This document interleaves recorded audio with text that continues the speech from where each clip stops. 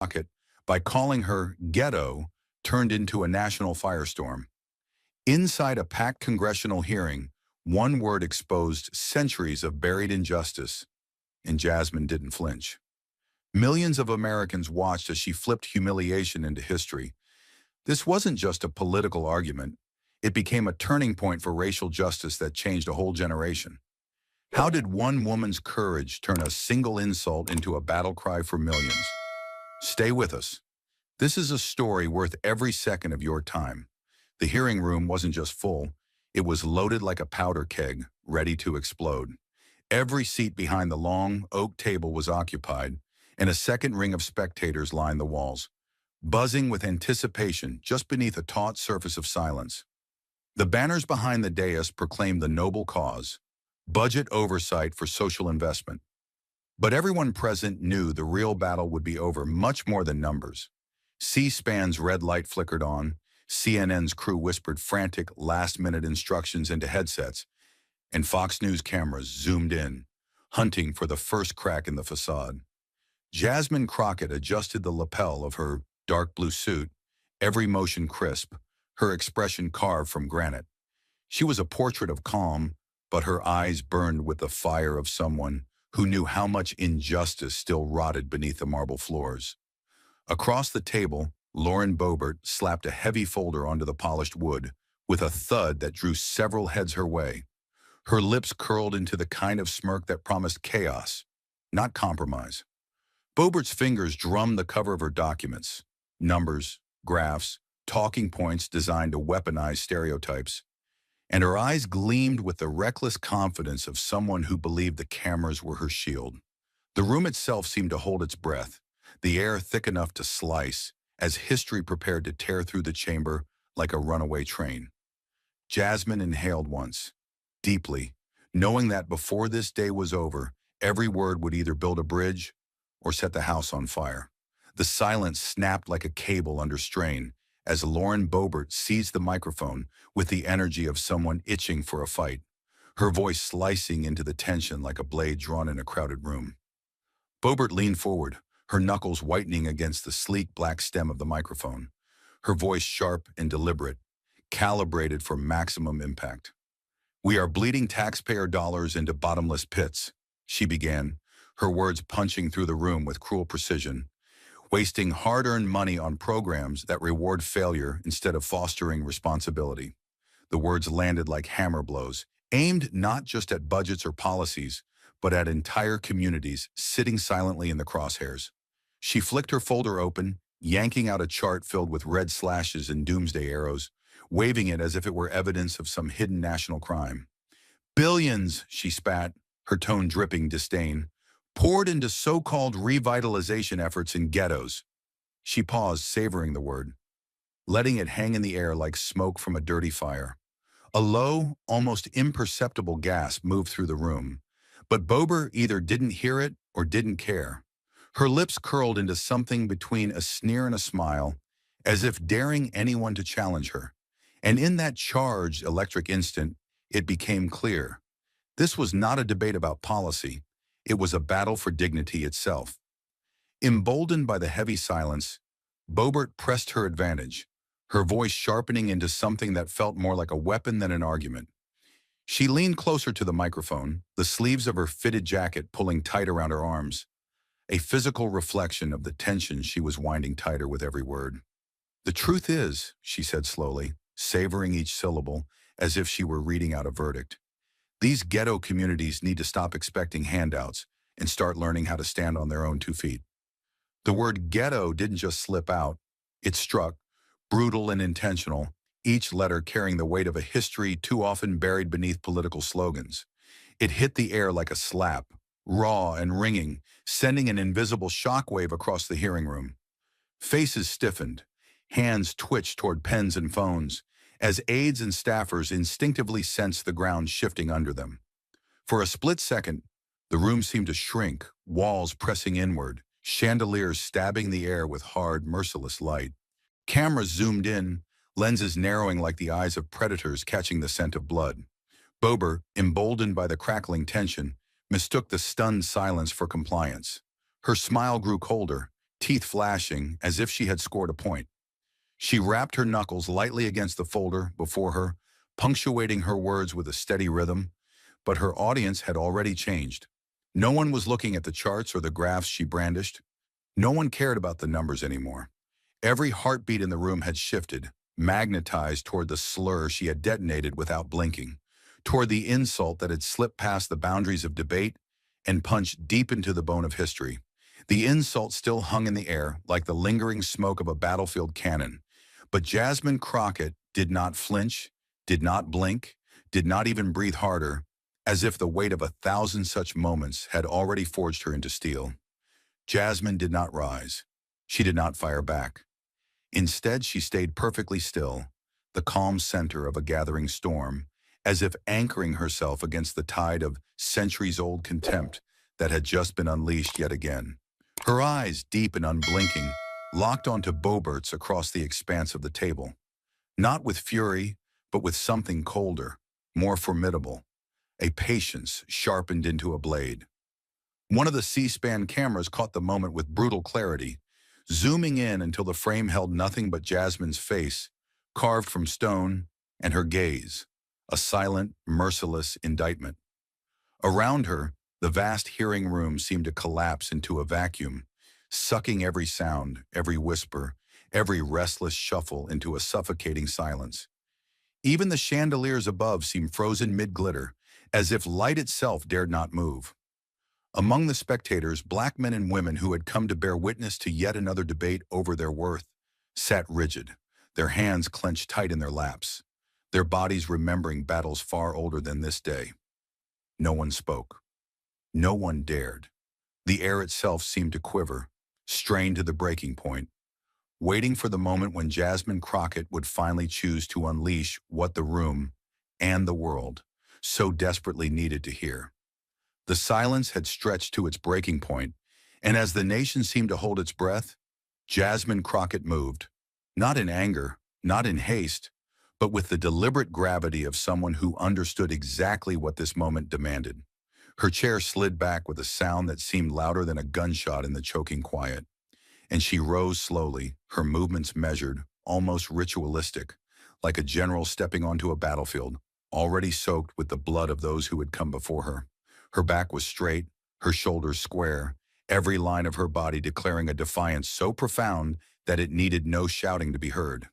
She didn't reach for notes. She didn't adjust her microphone. She stood exactly as she was, unadorned, unshielded, and unafraid. When she spoke, her voice came low, almost quiet, but sharpened to a point so fine it sliced through the air like a scalpel. Every syllable was precise, every pause carved out with the weight of 1,000 silences, swallowed by generations before her. "The word ghetto," she said, and for a moment, the word itself seemed to tremble against her lips. Not from weakness, but from the raw, terrible power it carried, "is not just a word." Her gaze, cool and unwavering, locked on Boebert first, and then moved slowly across the panel, making sure no one escaped what she was about to say. "It is a weapon, forged in prejudice, sharpened by fear, and wielded against those who dared to hope for something more." Her words rolled out not in anger, but with a solemnity that made the marble pillars seem to lean closer to listen. "It was used to cage our bodies, to erase our futures, to bury our dreams under concrete and barbed wire. It was used to tell us where we could live, where we could work, what we were worth, and when we were not worth saving." Each sentence struck with a heavy finality, like the slow, relentless tolling of a funeral bell. No one moved. No one dared interrupt the truth now hanging in the heavy air, thick enough to choke on.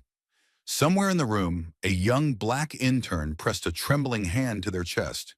Somewhere else, a camera operator wiped a sudden tear away with the back of their hand, trying to pretend it was just a trick of the lights. Jasmine stood unmoved, her voice steady, her heart burning, but controlled, like a flame that had been tended carefully for centuries, passed down from hands calloused by chains and prayers whispered into dark, unyielding nights. In that moment, she was not speaking just for herself. She was speaking for every ancestor locked behind invisible walls, for every child told they would never escape them, for every dream that had been fenced in by the casual cruelty of a word. She didn't shout. She didn't pound the table. Jasmine Crockett wielded something far sharper than volume. She wielded the weight of unvarnished truth, dragging it into the cold fluorescent light where no one could pretend not to see it. Her voice dipped lower, a slow, relentless current pulling everyone in, drowning out even the hum of the cameras. In America, she said, her words slicing through the marble air, ghettos didn't rise because people failed. They rose because America needed them to exist. She let that first cut sink in before she moved, steady and merciless, through the history few dared to speak aloud. Banks drew red lines on maps, literal red lines, and declared that no loans, no insurance, no dreams would ever cross into black neighborhoods. Her eyes scanned the room, daring anyone to deny it, but no one moved. Covenants written into law barred families like mine from owning homes in good communities, from sitting in the same classrooms, from drinking from the same fountains. Her voice sharpened further, each word a blow against the great wall of national amnesia. Highways were built, not around black neighborhoods, but straight through them, carving our communities apart like meat under a butcher's blade, labeled as urban renewal, while we lost everything we had ever built. She paused only long enough to let the image settle. A landscape of churches bulldozed, homes reduced to dust, futures paved over by indifference. When we fought for better schools, we were given promises and broken funding. When we fought for food, for health care, for a shred of what others took for granted, we were met with silence, or worse, with scorn. The hearing room had shrunk now, the oxygen thinning, as if the building itself could not bear the weight of what it was being forced to remember. Jasmine's hands stayed loose at her sides, but the entire room could feel the force radiating off her. Decades, no, centuries of betrayal compressed into a single voice, a single moment that refused to be sanitized or softened. Ghettos were engineered, she said, her voice now a low drum beat echoing through every heart in the chamber. To hold us down, to pen us in, to turn hope into hunger and brilliance into begging. Her words weren't just spoken. They seemed to be carved into the stone around them, etched into the wood of the long table, burning themselves into the lenses of the cameras recording it all. Somewhere in the back, an aide gripped their pen so tightly it snapped. In the front row, a reporter lowered her camera, unable to keep her hands from trembling. And still Jasmine stood, not as a victim, but as a witness and a warrior, her voice carrying the weight of 1,000 silenced cries that had never made it into history books. Every eye in the room was on her now, not in pity, not in polite discomfort, but in the stunned, helpless recognition that for the first time in a long time, the truth was not being negotiated or debated. It was simply standing there, alive, undeniable, and far too powerful to ever be shoved back into the dark again. But the truth, once unleashed, had a way of making even the boldest blusterers stumble. And as Jasmine's words continued to hang heavy in the air, Boebert found herself scrambling for higher ground that no longer existed beneath her feet. She shifted in her seat, an awkward, jerking movement that betrayed the first crack splitting her carefully rehearsed facade.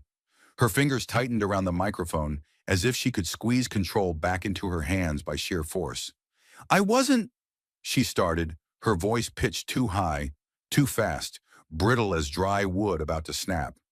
"I wasn't trying to insult anyone," she rushed on, throwing glances to her own side of the aisle, as if searching for invisible reinforcements that weren't coming.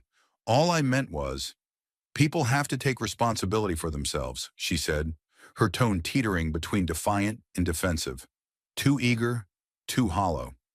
A thin, nervous laugh escaped her lips, landing with a dead thud in the thick, charged silence that now felt like a living thing pressing down on the room. She tried again, digging herself deeper. It's about work ethic, about pulling yourself up, you know?" Boebert added, her voice cracking slightly at the edges, as if even she could hear how badly the words were failing her. "We can't keep throwing money at problems and expect them to fix themselves," she insisted, but her smile faltered, flickering in and out like a dying light bulb. Across the room, faces turned away in open disgust. Some lawmakers leaned back in their chairs as if recoiling from the stench of something rotten set loose. The first low ripple of protest rose from the Democratic side, a murmur growing louder, angrier, impossible to dismiss. "Shameful," someone hissed through clenched teeth. "Disgraceful," snapped another voice from the back, loud enough to ripple through the room like a jolt of electricity. Boebert's eyes darted toward the committee chair, but no lifeline was offered.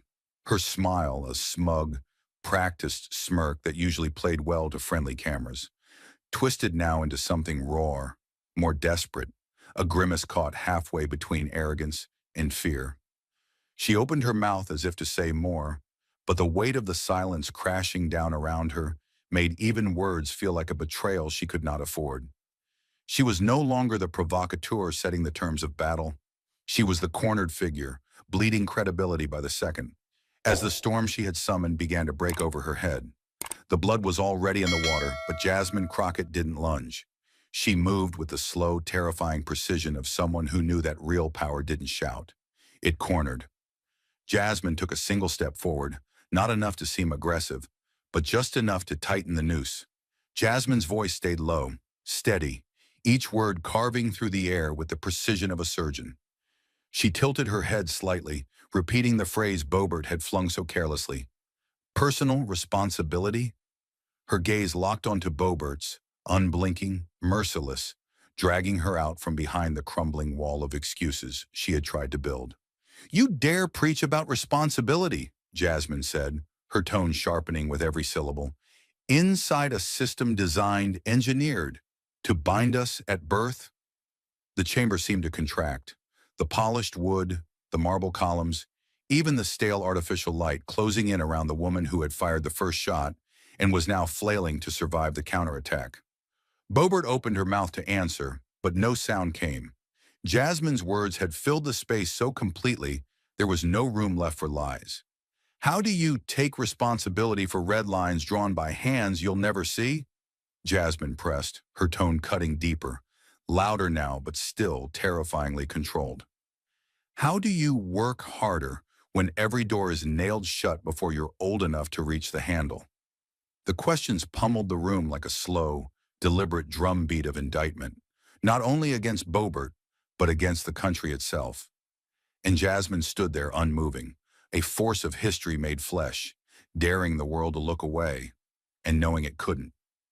And Jasmine, sensing the exact moment when truth could break bone, drove deeper, pulling no punches, stacking fact upon fact like iron against Boebert's paper-thin defenses. Her voice remained low, controlled, but each word landed heavier, as if she were nailing planks into the coffin of Boebert's argument.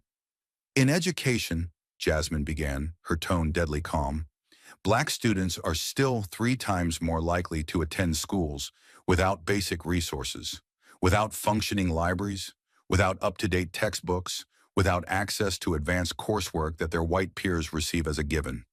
She paused, letting the brutal inequity settle over the room like a slow, suffocating fog.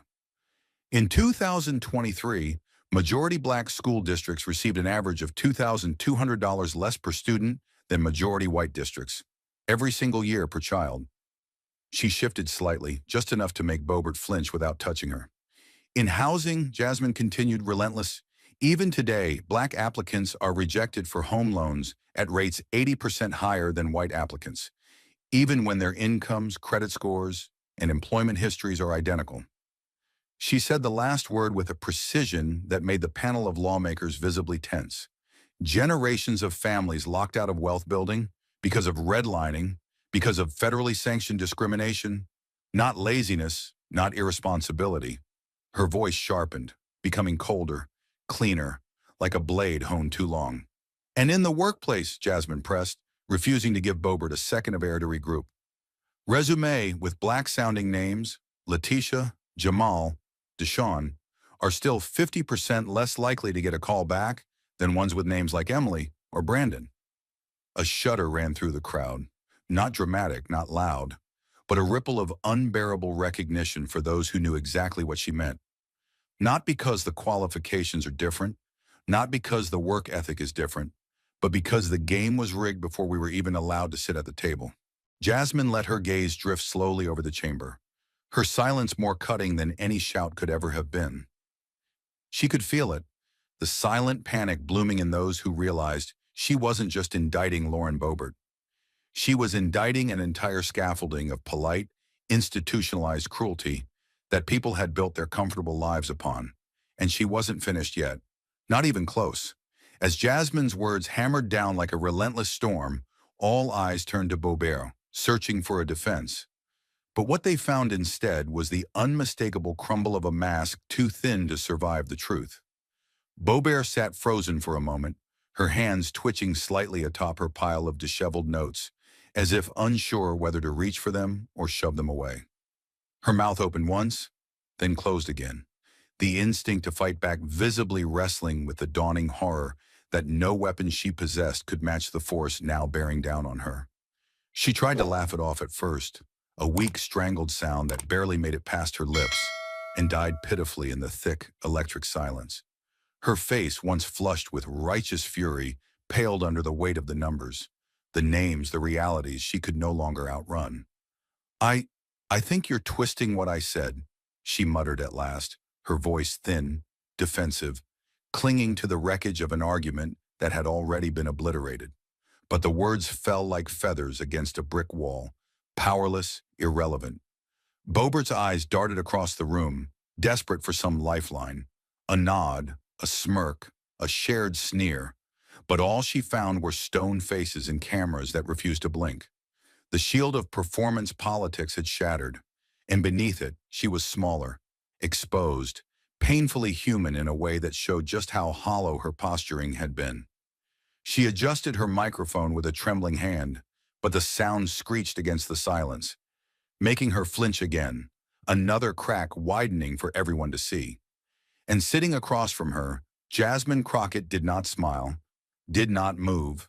She simply waited, the embodiment of a truth too heavy for Boebert to carry and too late for her to escape. The walls of the hearing room could barely contain the explosion Jasmine had ignited. And before Boebert could even fully gather her breath, the wildfire had already begun to consume the nation outside. The first clips hit the internet within minutes, raw, unedited, cutting straight through the noise like a siren in a dead city. A 22-second video of Jasmine Crockett standing tall, her voice slicing through the stale rhetoric with lethal precision, racked up 10,000 views before the hearing even adjourned.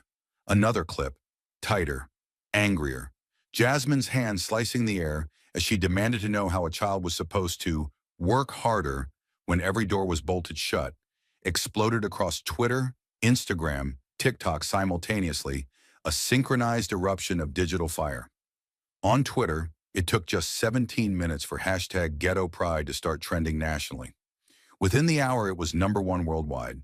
Users from Harlem to Oakland to Chicago flooded timelines with Jasmine's words, weaving her fierce stance into memes, into remixes, into slogans burning hotter with every repost. Someone looped her line, "A system designed to bind us at birth," over a beat that dropped like a hammer, and the track spread like an anthem through communities starving for someone, anyone, to say what they had been screaming into the void for generations. A second hashtag, Crockett clapback, surged up alongside it, a tribute to the surgical way she had dismantled Boebert's smirking cruelty.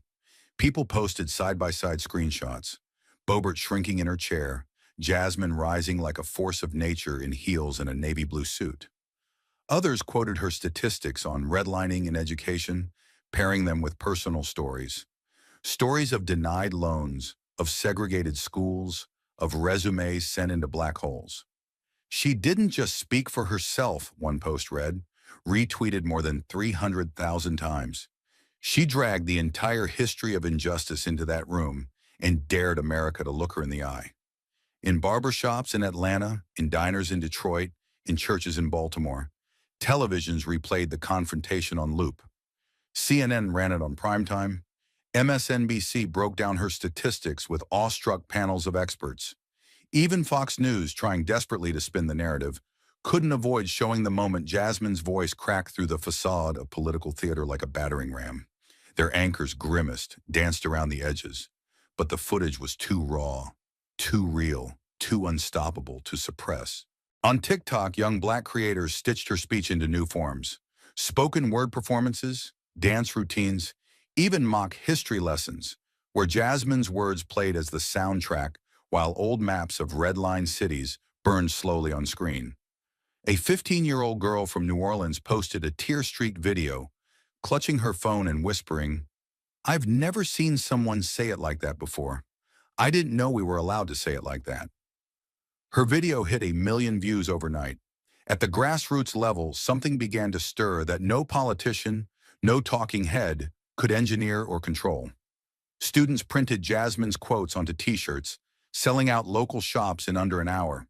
Churches added her words into Sunday sermons, pastors thundering her indictment of a system built to suffocate into packed sanctuaries.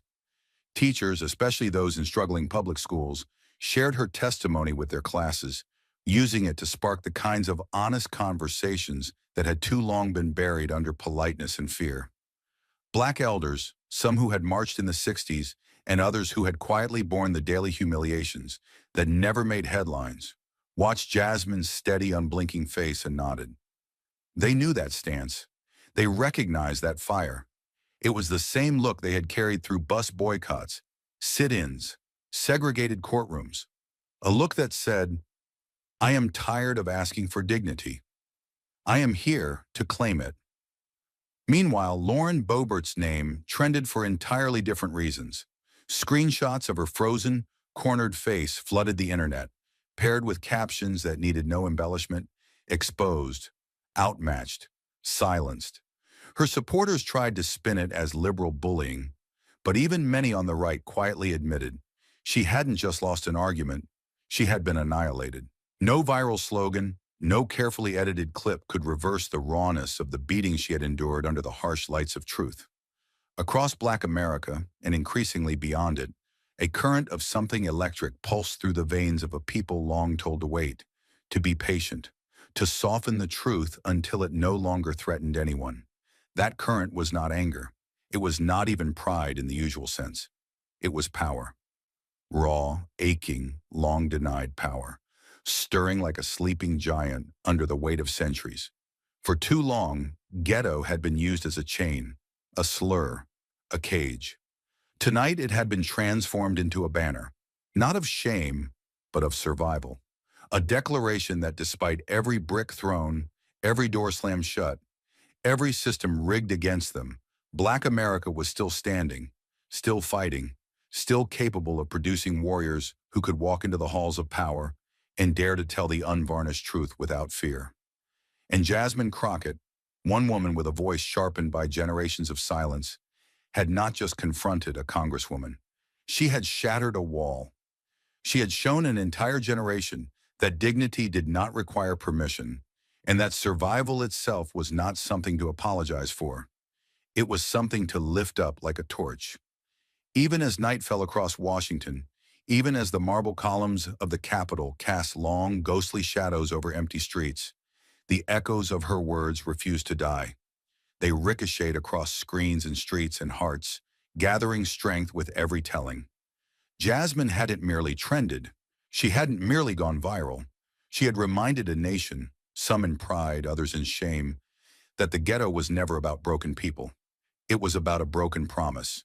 And tonight, under 1,000 blinking screens lighting up the dark, that promise had been called out.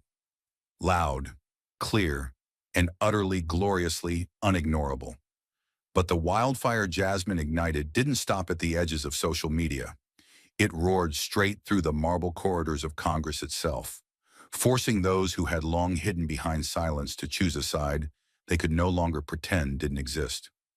The next morning, the halls of the Capitol were not just busy. They were vibrating with a tension so sharp it felt like the air itself might tear apart. Reporters lined the stairways and corridors, their cameras drawn like weapons, their microphones thrust toward anyone who so much as glanced in Jasmine Crockett's direction. Yet it wasn't just the press that buzzed. It was the politicians themselves, moving in tight, frantic clusters, whispering behind folders, darting into private offices like soldiers seeking bunkers before a bomb hit. The Democrats moved first. Representative Jackson Lee, her voice rich with fury and authority, stood outside the chamber doors and demanded what half the nation was already screaming from their living rooms, that Lauren Boebert must apologize publicly and unequivocally. This was not a misstatement, she declared to the forest of cameras. This was the weaponization of a centuries-old slur aimed not just at one woman, but at an entire community that has fought too long and bled too much to be dismissed as ghetto. Her words hit like hammer blows, and behind her, a growing line of Democratic lawmakers stood grim-faced, nodding in silent, searing agreement. Inside closed rooms, tempers flared hotter. Some Democratic members drafted formal letters of censure. Others threatened to walk out of committee hearings unless an apology was issued. Staffers raced to schedule emergency meetings. Black caucus members convened behind heavy oak doors, their voices rising in fractured snippets of outrage and heartbreak. This wasn't just another political fight. This was an old wound split wide open on the floor of the People's House. Meanwhile, on the Republican side, the reactions were splintered and far uglier. A handful of Boebert's staunchest allies rushed to defend her, clumsily reciting talking points about free speech and misinterpretations that sounded thinner with every repetition. Representative Gosar, face tight and pale, insisted on Fox News that this was just another example of Democrats playing the race card, his words brittle, desperate, unconvincing even to his own staffers who exchanged pained glances behind the cameras. Representative Marjorie Taylor Greene went further, tweeting that Boebert had been brave to stand up against liberal race hustlers, a comment that ignited its own firestorm of backlash within minutes. But far more telling was the silence. Dozens of Republican members, usually loud and unbothered, vanished into their offices, refusing interviews, declining comment, their absence screaming louder than any defense could have. Walking through the Capitol, the shift was palpable. Lawmakers who once greeted Boebert with easy smiles now offered stiff nods or avoided her entirely. She moved through the halls like a shadow, her usual swagger replaced with a brittle tightness, her eyes flicking from face to face, searching for loyalty and finding precious little. The fractures ran deeper than party lines. Veteran Republicans, those who had survived scandals, elections, and cultural firestorms, recognized what was happening with a sick clarity. This wasn't just another news cycle. Jasmine Crockett had cracked open something too large, too real, too deeply embedded in the American psyche to be buried under spin. Boebert hadn't just made a gaffe, she had exposed an infection, and now the entire institution was bleeding. On the floor of the House, debates that had once been about budgets and bills suddenly bristled with a new electric subtext. Words like equity, historical injustice, and systemic racism were no longer confined to footnotes and side conversations. They stormed onto the record, raw and unvarnished. Lawmakers who had once prided themselves on bipartisanship found themselves forced to pick a side, not in the abstract, but here, now, in front of the cameras and the American people. And outside the Capitol, the ripple effects multiplied into tidal waves. Editorials flooded every major newspaper. The New York Times ran a stark headline, "From the Ghetto to the Capitol, Jasmine Crockett forces a reckoning." The Washington Post published a front-page story chronicling the racial history of housing discrimination, connecting Boebert's slur to a legacy most Americans preferred to ignore. MSNBC aired a primetime town hall titled "Still Fighting for the American Dream," while CNN invited Jasmine herself onto their most-watched morning show, her voice shaking millions awake over their coffee. Even corporate America, so often slow and calculating in its responses, began issuing statements. Major banks posted graphics about supporting underserved communities. Universities scrambled to highlight diversity initiatives. Brands slapped number ghetto pride onto sanitized marketing campaigns that few bought into. But it didn't matter. The center had shifted. The fire had caught. The question wasn't whether you would react. It was how you would be judged for your silence if you didn't. And in the midst of it all, the deeper truth blazed hotter than ever. This was never about one word. It was about the architecture of injustice, about the comfortable myths that allowed good people to turn away from bad systems, about the ways respectability politics had long muted righteous rage into polite requests that went unheard. Jasmine Crockett had not simply confronted Lauren Boebert, she had detonated a charge at the base of that rotted structure. She had forced a nation to peer into the mirror and see not a country past its demons, but a country still shackled by them, sometimes in law, sometimes in silence, but always relentlessly in the lives it destroyed. And though many scrambled to contain the fallout, it was far too late. The genie was out of the bottle. The old normal had been scorched into ash. In church halls and school auditoriums, in city council meetings from Atlanta to Milwaukee, Americans weren't just talking about Boebert's insult. They were talking about hiring discrimination, housing injustice, school segregation. They were talking about systems that punish blackness long before anyone uttered a word. This was no longer a footnote, no longer a side conversation. It was the conversation. And at its center, standing calm against the rising storm, was Jasmine Crockett. Unbowed, unwavering, and utterly unwilling to let America forget the cost of pretending that history was truly history. With the whole nation watching, the echoes of 1,000 past injustices pressing down on the marble walls. Jasmine Crockett rose, not just as one woman, but as the living, breathing answer to centuries of silence, and began to speak. The chamber was packed to the walls, a rare thing in a city that usually slept through its own ceremonies. Every seat filled, reporters jammed shoulder to shoulder behind the brass railings, their cameras blinking like mechanical heartbeats. Senior lawmakers leaned forward at their desks, some with hands clasped tight to hide their unease, others openly wary, as if they sensed they were about to be placed not just on the wrong side of history, but on the wrong side of decency itself. Jasmine Crockett stood alone at the center podium, a small figure against the sweeping backdrop of American flags, marble columns, and glittering chandeliers. Yet she owned the room in a way few had ever done. No yelling, no theatrics. Just the sheer gravitational pull of someone who had been told 1,000 times to sit down and had chosen, instead, to rise. She gripped the edges of the podium, not to steady herself, but to anchor the room to her, to the truth she was about to release like a seismic shock.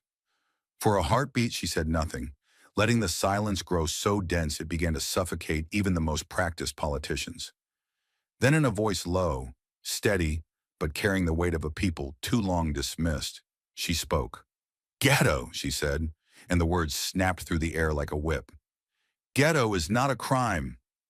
Somewhere a chair creaked loudly as someone shifted, uncomfortable already. Jasmine's eyes swept the chamber, not pleading, not challenging, simply daring them to look away. No one did. It is not a character flaw. It is not a choice. It is not a curse. Her voice sharpened, each sentence dropping like a hammer onto the collective conscience of the room. It is the consequence of decisions made far from our homes, far from our voices, decisions wrapped in laws, in policies, in polite language that hid the brutality underneath. The room held still, the kind of stillness that only truth could carve. Jasmine's hands remained steady, but her heart thundered, not from fear, but from the unstoppable surge of every ancestor who had ever prayed for this day. We, those of us boxed into that word, judged by it, punished by it, are not the broken ones. Her voice grew deeper, richer, gathering force like a storm building out at sea. We are the builders. We are the hands that laid the bricks of this nation. We are the backs that bent beneath its weight. We are the hearts that refused to stop beating, even when every system, every law, every whispered slur told us we were expendable. A murmur ran through the gallery now, a ripple of barely contained emotion. Jasmine pressed forward, relentless, unstoppable. You call us ghetto because you don't want to admit what this country has done to us. You call us ghetto because you need to believe we failed ourselves instead of confronting how you stack the deck. Her gaze pinned Boebert, pinned every silent enabler in the room, holding them in place like insects under glass. We were herded into ghettos by zoning boards, by mortgage lenders, by school districts that decided before we were even born what futures we were allowed to dream of. Jasmine's voice rose, not a shout, but a crescendo, the sound of a truth finally unleashed without apology. We survived those ghettos. We fought for our dignity inside walls you built to contain us. We raised families. We built businesses. We created culture so powerful the world tried to steal it, even as it despised the people who birthed it. She paused, letting that sink in, every heartbeat in the room ticking louder against the walls of denial now crumbling around them. And still, she said, her voice dropping again into something softer, but infinitely more devastating. You dare to act as if we should apologize for surviving the very conditions you imposed. The air grew thick, charged, as if the chandeliers themselves might come crashing down under the unbearable gravity of the moment. Some Republican lawmakers stared at their desks, refusing to meet her eyes. Others, like Boebert, tried to harden their faces into masks of indifference, but the masks were slipping, cracking at the edges. Jasmine inhaled once, deeply anchoring herself, feeling the surge of history pressing against her ribs like a second heartbeat. Then she spoke the words that would be etched into the marble of memory forever. We, the so-called ghetto, we are not America's shame. We are its proof. Proof that the human spirit cannot be legislated into despair. Proof that no amount of walls, red lines, poisoned wells, or broken promises could kill the fire that was lit in us the first time someone said, "You are less." A gasp rippled through the visitors' gallery. Some hands went to mouths. Others tightened into fists. Across the chamber, several members of the Black Caucus rose silently to their feet, an unspoken salute, tears glittering in eyes that had seen too much to cry easily. "And I say to you now," Jasmine continued, voice steady, face shining with a righteous fire, "we will not carry your shame for you anymore. We will not lower our voices to make you comfortable. We will not apologize for daring to exist beyond the boxes you tried to bury us in." The silence that followed was not empty. It was electric. It was alive. It was the silence of an empire feeling its foundation shift beneath its feet. She ended with a final, thunderous declaration, one that would be replayed on news channels, stitched into TikTok videos, printed on T-shirts, and taught in classrooms long after the names of most politicians in that room were forgotten. We did not come from ghettos. We were forced into them. And we, those same children you tried to erase, built a nation from the ashes of your cruelty with nothing but our bare hands and our hearts that refused to surrender. She stepped back from the podium then, but the words hung in the chamber like a living thing, vibrating through stone and skin alike. No one moved. No one spoke. Jasmine Crockett stood alone, but she had pulled the whole damn country into that silence with her, and for once the silence told the truth. And outside, across America, in living rooms and classrooms and bus stops and churches, millions of people whispered the same thing under their breath, as if afraid the dream might vanish if they said it too loud. Finally someone had said it, and finally there would be no going back. But Jasmine's words didn't just echo through the marble halls. They detonated across the country like a shockwave, turning public outrage into a tidal force Congress could no longer afford to ignore. It began within hours. First came the op-eds, blistering in their urgency. Major newspapers, the New York Times, the Washington Post, the Chicago Tribune, ran front-page demands for congressional accountability, for real, measurable change, not the usual cycle of outrage, apology, and amnesia. Headlines screamed from kiosks and phone screens. Congress must confront its complicity. No more excuses for abandoning minority communities. Jasmine Crockett's truth demands action. Then came the calls. Hundreds, then thousands, then tens of thousands of calls flooding into congressional offices. Assistants and interns scrambled to keep up, their desks drowning in voicemails and emails, their hands shaking from the unrelenting pace. Constituents who had never called Washington before jammed the switchboards, their voices quivering with anger and heartbreak. No more empty promises, they demanded. No more pretending the system isn't rigged. Some calls were tearful, some were furious. All were crystal clear. Something fundamental had snapped, and there would be no stitching it back together with platitudes. Petitions rocketed across social media, gathering millions of signatures in days. Protesters massed outside district offices, carrying signs painted hastily overnight. Fund justice, not injustice. Red lines still bleed. We are not your scapegoats. The images poured across television screens, grainy and furious. Teenagers locking arms with elderly marchers, young mothers hoisting babies on their shoulders, all moving with the grim determination of people who understood that survival was no longer enough. They wanted dignity. They wanted investment. They wanted what had been systematically stolen for generations. Inside Congress, the pressure built like water behind a crumbling dam. Committee chairs found themselves ambushed by reporters outside bathrooms, cornered in elevators, chased down hallways lined with flashing cameras and shouted questions. No one wanted to be the face of inaction. No one wanted their name attached to the old machinery of indifference now exposed so nakedly to the world. For the first time in decades, bills that had languished in committee drawers gathered sudden, frantic attention. Proposals for minority business grants, educational equity funding, redistricting reforms, and housing reparations were yanked out of obscurity and thrust onto urgent legislative calendars. Staffers burned through the night, drafting amendments, rewriting language, scrubbing old loopholes that had once quietly gutted reforms before they could threaten real change. The Democratic leadership, sensing the wildfire at their backs, issued a formal statement within 72 hours, pledging to re-examine and strengthen federal support for historically marginalized communities. It was cautious, it was calculated, but it was a start. For the first time in a generation, federal funding tied directly to systemic correction, not just charity, not just aid, was on the table, and everyone knew why. On the Republican side, fractures widened into open chasms. A few moderates, reading the temperature of a furious public, broke ranks and issued timid endorsements of targeted community investments. They were immediately attacked by hardliners who accused them of surrendering to race-baiting politics.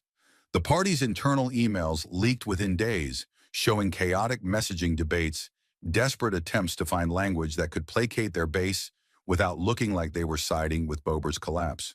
But the most telling reaction came not from politicians, but from corporate America and local governments, now terrified of being seen on the wrong side of the moment. Cities like Atlanta, Detroit, and Oakland announced emergency funding reviews for minority communities. Fortune 500 companies issued statements vowing to partner with underrepresented neighborhoods, some sincere, others laughably transparent, but all of them proof that Jasmine's impact had torn through the comfortable barriers that once insulated power from consequence. Congress, for once, had no choice but to move, or be crushed under the movement gathering outside their marble gates. Behind closed doors, lawmakers who had once rolled their eyes at equity initiatives now whispered urgently about drafting legislation before the next election cycle. Consultants ran frantic polls that confirmed their worst fears. Jasmine Crockett's speech had shifted public opinion more powerfully than any coordinated political campaign in years. Suburban mothers, long seen as the ultimate swing vote, now cited systemic racism as a top national concern, a phrase that had barely registered in their vocabulary 6 months earlier. Even conservative talk shows struggled to contain the flood. Hosts who tried to frame the uproar as wokeness run amok found themselves hammered by call-in guests who spoke of cousins denied mortgages, grandfathers who never got the GI Bill, sisters passed over for promotions. The narrative had cracked, and no amount of spin could patch it. Meanwhile, Jasmine Crockett refused to grandstand. She refused to bask. She refused to let her moment be reduced to a meme or a slogan. Instead, she moved quietly but relentlessly, sitting with policy advisors, drafting proposals rooted not in symbolism, but in substance. She knew better than anyone. Speeches cracked walls, but only laws rebuilt the foundations. When she reappeared on the House floor days later, carrying a thick binder titled simply, "The Equity Restoration Act," the entire chamber fell silent, not out of courtesy, but out of recognition. This was not a symbol. This was not a martyr. This was the future knocking on the door, louder and louder, with every second the old guard refused to answer. And outside, in cities choked with history and hope, in classrooms and kitchens and street corners, America waited. Not patiently, not politely, but with the fierce electric hunger of a people who had finally been told the truth out loud and would no longer settle for anything less. As the wave of public pressure reshaped the halls of power, The spotlight turned inevitably toward the woman who had lit the match. And Jasmine Crockett, whether she welcomed it or not, was pulled onto the center stage of an America gasping for honesty. The offers came like a flood. CNN, MSNBC, ABC, even networks that had once ignored her now begged for her presence, their producers using words like historic and urgently needed in their frantic emails. Morning shows, primetime interviews, town hall specials. Everyone wanted Jasmine Crockett, not the polished, carefully coached sound bites of a typical politician, but her, the unfiltered, unstoppable force who had cracked open a national wound and refused to let it scab over with false comfort. At first, she hesitated. Jasmine knew what media could do, how it could twist, how it could soften the blow until the truth sounded like just another talking point. But as she watched the calls for action swell in the streets, young people painting her words on posters, elders quoting her speech at vigils, mothers clutching their children a little tighter with pride instead of fear, she realized this was no longer about her comfort. It never had been. So she said yes. The first appearance was on CNN's State of the Union. Jasmine stepped onto the set in a dark navy suit. No flashy jewelry, no dramatic colors, letting her presence, her bearing, carry the moment. Across from her, the veteran anchor leaned in, eyes wide, a stack of bullet-pointed questions trembling slightly in his hands. But before he could even get through the first query, Jasmine took the moment for what it truly was: a battlefield. She spoke not of herself, but of history. She spoke of ghettos not as a personal failure, but as a policy weapon. She wove statistics with stories, raw, painful, real, drawing a line between the children locked out of opportunity today and the families fenced out of prosperity for generations. Her voice never wavered. She did not sugarcoat. She did not pivot. She held the nation's gaze and said in effect, "You will not look away this time." The clip of her first response hit social media before the segment even finished airing. Millions watched Jasmine's steady gaze, her fierce clarity, her refusal to play to the camera. Young activists stitched her words into videos overlaid with images of protests, murals, graduation ceremonies rising out of broken neighborhoods. Parents sent the clip to their children. Teachers played it in classrooms, usually filled with silence on subjects too painful to teach. Then came MSNBC, where Jasmine sat across from Rachel Maddow, who for once looked less like a commentator and more like a witness to something bigger than any election cycle. Jasmine's voice, rich and unhurried, reached through the screen like a hand pulling America into a conversation it had spent lifetimes avoiding. She didn't ask for pity. She demanded respect. She demanded accountability. And she did it without raising her voice. Because the truth, when spoken plainly enough, did not need to shout. Across the country, young people saw something in her they hadn't seen in years, maybe ever. A leader who wasn't interested in navigating the system to survive it. A leader ready to tear the system down and rebuild it around principles older and fiercer than any party platform. Students at Howard, at Spelman, at dozens of historically black colleges held watch parties, cheering every time Jasmine refused to let an interviewer steer her into politeness. Every time she leaned forward and said, in essence, "You owe us more than words. You owe us justice." But it wasn't just the students. It was the barbershop owners who stayed open late to blast her interviews on mounted TVs. It was the nurses huddled around break room screens on overnight shifts. It was the construction crews leaning against unfinished walls at lunch, nodding silently as she spoke, seeing their own stolen chances reflected in her every syllable. Jasmine was no longer just a congresswoman. She had become a vessel, a living, breathing testimony to what survival, brilliance, and righteous fury could build when denied everything else. Networks tried to book her again and again, but she was careful now. She chose interviews where she could speak fully, where her words wouldn't be chopped into neat, palatable sound bites. And she made one thing ruthlessly clear every time she appeared. This was not about one woman's courage. It was about one nation's debt. By her fourth televised appearance, even late-night hosts, usually content to lob easy jokes at politicians, spoke her name with a kind of reverence usually reserved for moments when comedy must step aside for gravity. Trevor Noah called her the voice America needed but didn't deserve. Samantha Bee played her entire speech uncut, breaking her show's usual rhythm because, as she said bluntly, some truths you don't interrupt. Meanwhile, on TikTok, Instagram, Twitter, YouTube, the undercurrent roared louder. Jasmine's speech became a rallying cry for a generation exhausted by hashtags that led nowhere and promises that dissolved in the next news cycle. They didn't just quote her, they moved with her. Organizers built campaigns around her words. High schoolers designed projects inspired by her legislative proposals. College students flooded her office with internship requests, not because they wanted resume lines, but because they believed truly for the first time that change might be possible if they put their hands on the wheel too. In less than a month, Jasmine Crockett's name had shifted from a trending topic to a symbol, a standard held high by those who understood that fighting injustice wasn't about waiting for the right moment. It was about making the moment happen with the sheer, stubborn will to refuse being erased. Yet even amid the momentum, Jasmine refused to let the spotlight seduce her. She reminded every interviewer, every panel, every town hall audience. The goal was not her fame. The goal was the dismantling of a system designed to pretend equality had already arrived while inequality flourished in every corner, too uncomfortable to televise. She ended one appearance on national TV not with a slogan, but with a challenge. Don't just cheer. Don't just retweet. Don't just cry. Building push, vote, demand.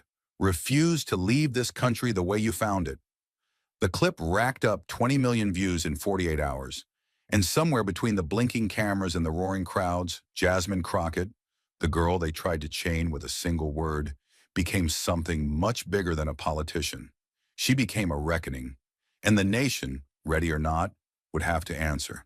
Yet as Jasmine's star blazed higher, the same fire scorched everything in its path. And for Lauren Boebert, there would be no shelter from the reckoning she had ignited with her own careless hand. At first, the blowback came like a cold current, subtle but unmistakable, a tightening of smiles, a hardening of gazes, a shifting of support that Boebert, in her arrogance, had thought she could weather. But soon the current turned into a riptide, dragging her reputation into a storm she couldn't outtalk, outspin, or outsmirk her way out of. Within days of the hearing, the headlines sharpened from controversy to condemnation. Newspapers that had once given her the benefit of the doubt ran front pages that pulled no punches. Boebert's disrespectful rhetoric draws nationwide rebuke. A new low in congressional decorum. Community leaders in black neighborhoods who had once dismissed her as a loud but irrelevant nuisance now spoke her name with a new cutting contempt. Pastors in Baltimore, Atlanta, Detroit, stood before packed congregations and denounced her words as symptomatic of a system that saw black resilience not as triumph, but as a target.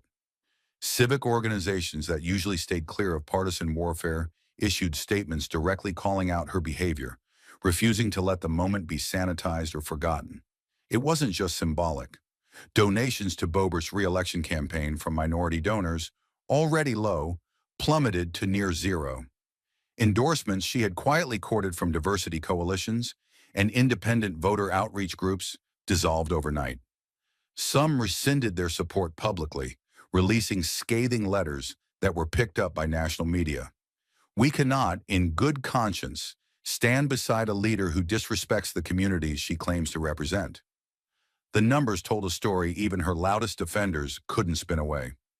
Internal Republican polling leaked within a week, showing her favorability among black voters had cratered into single digits, lower than any sitting member of Congress in recent history. Even more devastating, her support among independent voters, especially suburban moderates critical for any future elections, collapsed by 23 points, a political freefall almost unheard of outside of full-blown scandals. Boebert tried to pivot. She staged awkward photo ops with minority business owners, some of whom looked visibly uncomfortable standing next to her. She issued a mealy-mouthed non-apology, claiming her words had been misunderstood and that she respected all communities. But the public was no longer interested in half-truths smoothed over by smiling press releases. The internet immortalized her gaffe with merciless efficiency. TikTokers layered her desperate interviews with clips of Jasmine's speech, drawing brutal contrast between Boebert's squirming evasions and Crockett's unflinching precision. Memes flooded timelines. A photo of Boebert captioned, "When you realize ignorance isn't as cute as you thought." Viral videos stitched her fumbled excuses into reels of mockery that racked up millions of views overnight. The damage wasn't just cultural, it became structural.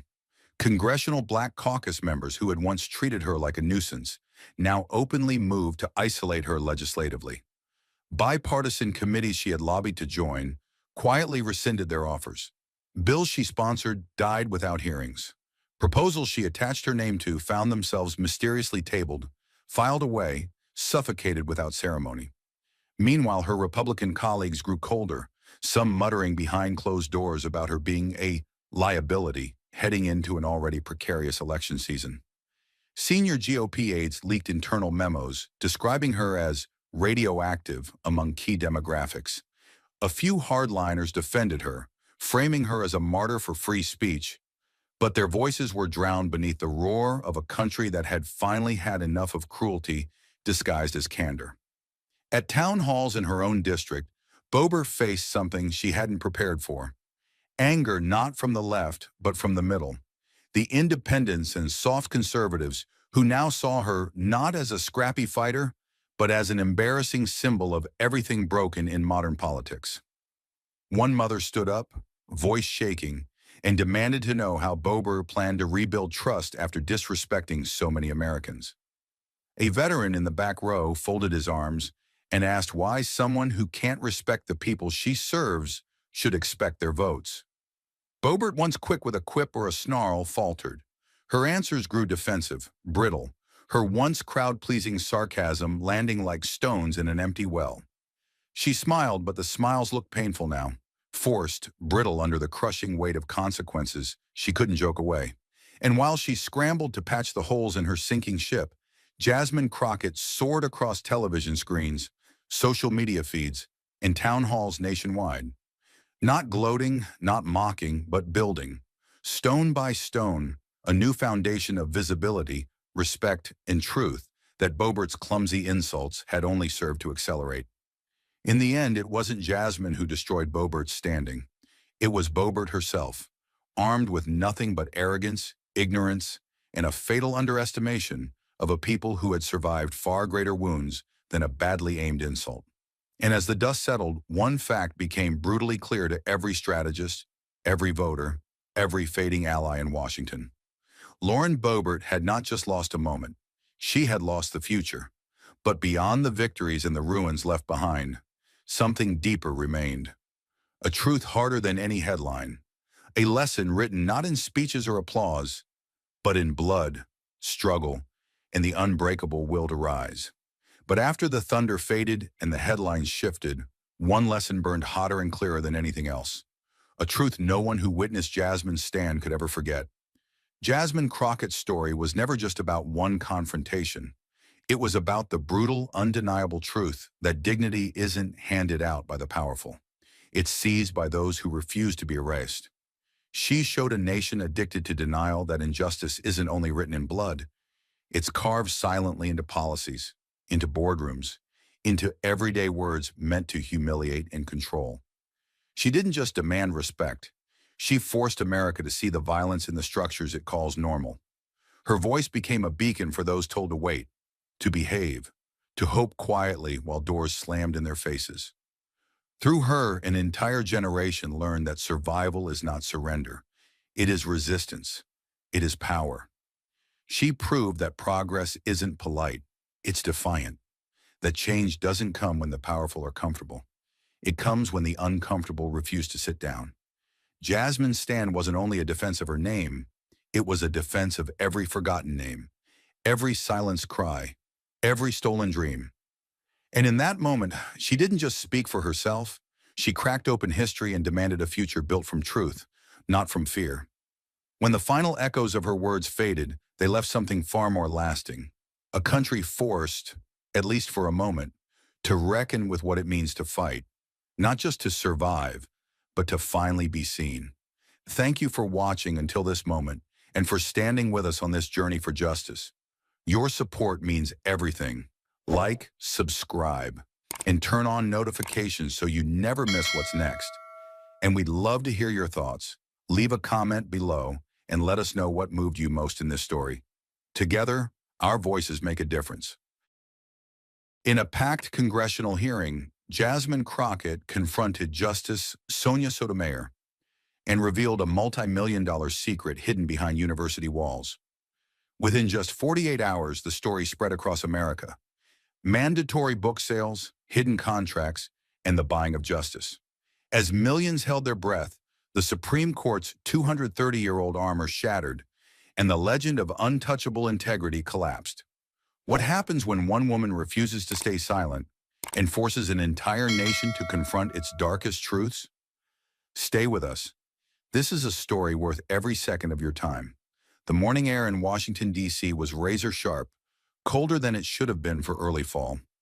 A biting wind scraping down the marble facades of government buildings, carrying with it the taste of something electric, something about to break.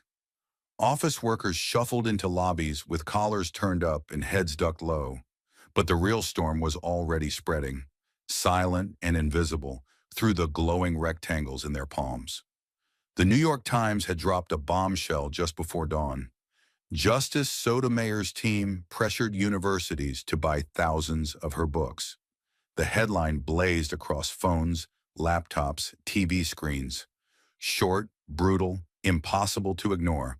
Within minutes, the details followed like aftershocks. Dozens of universities, some struggling with budget cuts, had been pressured into buying massive bulk orders of Sonia Sotomayor's memoirs just to secure her appearance at their events. Purchases sometimes totaling hundreds of thousands of dollars for a single engagement. Emails and internal memos, cold and undeniable, exposed university administrators bargaining in private, negotiating numbers like merchants, haggling over wares, not educators inviting a symbol of justice. In the cafes on the metro outside the Capitol, people read and reread the words, the realization creeping in. The woman entrusted with interpreting the Constitution might have been selling her presence like a commodity to the highest bidder. Across the nation, anchors interrupted morning broadcasts, pushing aside international crises to focus on this. A scandal that struck not just at money, but at the fragile idea that somewhere, someone was supposed to be above all of it. In offices and kitchens and lecture halls, a new question caught fire.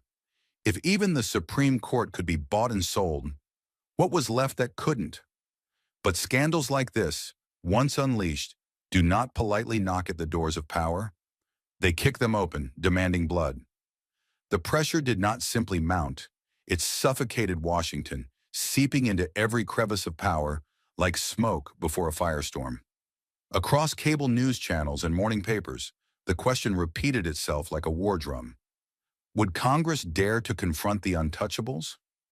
Under the unbearable weight of public anger, the House Oversight Committee, once reluctant, now cornered, moved with rare speed. In a hurried but unanimous vote, they announced an extraordinary measure, a special congressional hearing aimed directly at the financial conduct of Justice Sonia Sotomayor. Such a move was not only unusual, it was historic, a crack forming in the very granite of American judicial authority. The announcement sent tremors through the political elite, unsettling alliances, igniting fear among those who had always assumed robes came with immunity.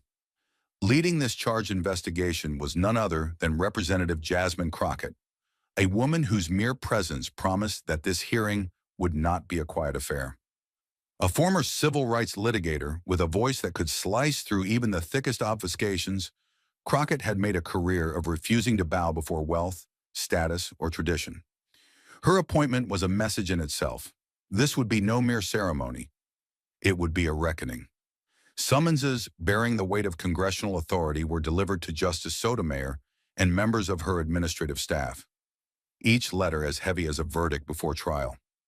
The media seized upon the announcement, splashing Crockett's name alongside Sotomayor's across screens and front pages with the urgency of a nation teetering on the edge. In living rooms, coffee shops, and office corridors, People whispered not about whether the hearing would change anything, but about how deep the rot might go. Even inside the Capitol's marble halls, usually so insulated from the outside world, a new tension took root, a buzzing, unseen force pressing against the walls. For the first time in living memory, a sitting justice would be forced to face the nation not as a distant figure in black robes, but as a citizen accountable to the same laws she once stood above. The old shields of tradition and reverence would not save her here. Under Jasmine Crockett's unflinching gaze, only the truth would matter. And the truth, like blood in the water, had already begun to draw the sharks. The Capitol, usually a fortress of rituals and whispers, now braced itself like a ship before a storm it could no longer outrun. By dawn, the steps of the Capitol were already heaving with bodies, reporters jostling for position, their camera lenses gleaming like the eyes of restless predators. Protesters surged at the barricades, waving signs that screamed everything from "Justice for sale" to "Defend the court," in a cacophony of rage and betrayal. Every major news network had stationed vans along the perimeter, their satellite dishes spinning hungrily toward the gray sky. Police in dark uniforms formed human walls, their hands resting tensely on their belts. But even they seemed to understand they were only delaying the inevitable. Inside, the air was thick and metallic, buzzing with the anticipation of something irreversible about to unfold. Then, through a secured side entrance, Justice Sonia Sotomayor arrived, wrapped in a sweeping black coat that seemed to repel the noise around her like a shield. Her face was carved in stone, every line arranged in perfect serenity, her eyes scanning the crowd without recognition or fear, as if she were a queen above the battlefield. The cameras exploded in flashes, drowning her in a blizzard of artificial light, but she did not flinch. Without a word, without a smile, she disappeared into the building's marble mouth, leaving behind a crowd that grew only more restless at the scent of power, walking untouchable among them. Inside the hearing chamber, the tension was no less brutal. The walls themselves seemed to tighten, as if recoiling from the weight of the moment. Every seat in the gallery was filled, every aisle lined with more press than had ever gathered for any session short of impeachment. A low, pulsing murmur ran through the room, too quiet to be conversation, too restless to be ignored. The collective breath of a nation holding itself still.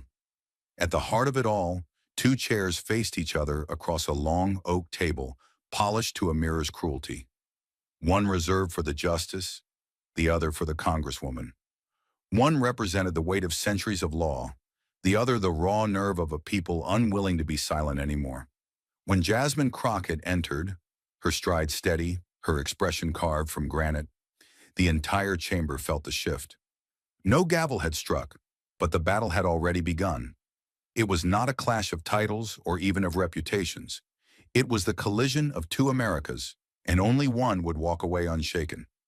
In a room straining under the weight of unspoken accusations, it took only a single sheet of paper, one undeniable fact, to shift the balance from silence to something far more dangerous. Jasmine Crockett, with a patience that felt almost surgical, lifted a single page from the thick folder, holding it between two fingers as if it might contaminate her skin. The heavy silence in the room deepened, the kind of silence that feels sharp enough to cut. She stepped forward, heels clicking like metronomes against the stone floor, and placed the page into the committee's record with a calmness that made the action feel explosive. It was an invoice, cold, clinical, devastating. $70,000 paid by a struggling liberal arts college in Ohio in exchange for a 45-minute keynote speech by Justice Sonia Sotomayor. Jasmine didn't embellish it. She didn't need to. The figure alone was enough to cause a ripple of shock through the chamber, murmurs darting like insects from one bench to another. On the screen behind her, the details bloomed. Tuition increases, library closures, and yet somehow, tens of thousands redirected for a single speaking fee, dressed in the illusion of honor.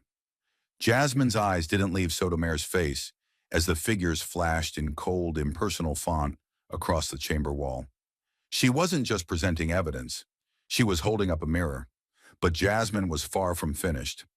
With deliberate precision, she produced another document, This time, an internal email leaked from the university's chancellor's office. Its subject line chillingly simple: no choice. She read aloud, her voice steady, surgical. We have no choice if we want her to attend. Minimum purchase requirements must be met before confirmation. The words floated over the room like toxic smoke, leaving a taste of something rotten no one could spit out. No spin, no context could dull their blade. It was naked coercion, wrapped in the polite language of institutional desperation. The committee members exchanged uneasy glances, some shifting uncomfortably in their seats, as if proximity to the evidence itself made them complicit. In the back rows, journalists scribbled furiously, the tapping of keys rising like the first beats of a funeral march. Even from her seat, Sonia Sotomayor could not escape the screen towering behind Jasmine, a screen that no black robe, no judicial decorum could hope to shield against.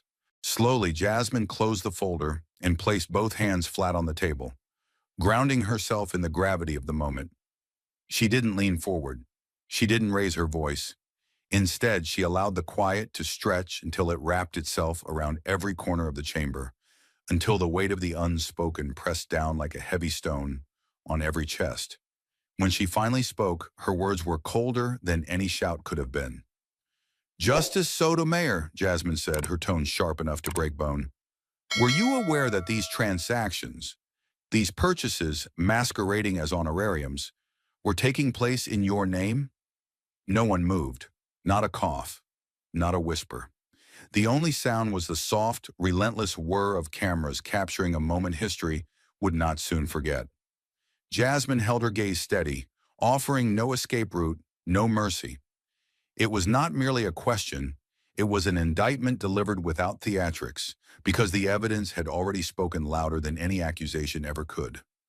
The silence that followed Jasmine's question was a noose tightening around the chamber. And when Sotomayor finally broke it, her answer sliced through the air like a blade dulled by too much evasion. Justice Sotomayor adjusted the microphone in front of her with a delicate, almost reluctant hand, her expression a careful study in restraint. Her voice, when it came, was smooth but distant, as if she were speaking from a ledge high above the courtroom of public opinion. "I do not manage those transactions," she said, the words carefully measured, armored in legal ambiguity. She paused, then added, "My team handles logistics independently. I focus solely on my judicial responsibilities." For a moment, the room seemed to waver between disbelief and grim predictability, as if many had expected this deflection, but still flinched at its cold efficiency. Jasmine Crockett did not move, did not blink. She let the silence grow heavy again, forcing everyone in the room to sit with the hollow echo of that denial. Around them, cameras clicked softly, each flash capturing not revelation, but retreat. Committee members shifted uncomfortably, sensing the old machinery of power grinding into motion. A machine designed to survive scandal, not confess to it. Sotomayor's hands remained perfectly still, folded like a sculpture, while her eyes fixed on some distant, invisible horizon beyond the hearing room. In that moment, it was clear, her defense was not an explanation, it was an escape. But Jasmine Crockett knew something few others understood. In a room where words could be twisted and truth could be buried, sometimes the deadliest blow was the one delivered in utter, merciless silence. Jasmine did not flinch. She didn't argue, didn't indulge the instinct to tear into the hollow defense laid bare before her. Instead, she moved with a precision that was almost terrifying, a quiet, deliberate motion that seemed to tighten the walls of the hearing room by inches. Without saying a word, she reached into her folder again, fingers brushing over the stiff weight of documentation that had been assembled like a weapon. She selected a single page, thinner than the others but burning with quiet menace, and drew it out with a grace that felt rehearsed for exactly this moment. Then, with the gentlest pressure, she slid the document across the polished oak table toward Sotomayor, the paper whispering against wood so loudly it seemed to snap the already fraying nerves of the room. The page came to rest just inches from the justice's folded hands, and on it, printed in plain black ink, was a financial statement from another university. This one explicitly acknowledging that book purchases had been a de facto requirement for the justice's appearance. Jasmine leaned back slowly, folding her hands in her lap, offering no commentary, no accusation, only the cold inevitability of evidence placed without ceremony before the woman who had once sat beyond reproach. The silence that followed was not empty.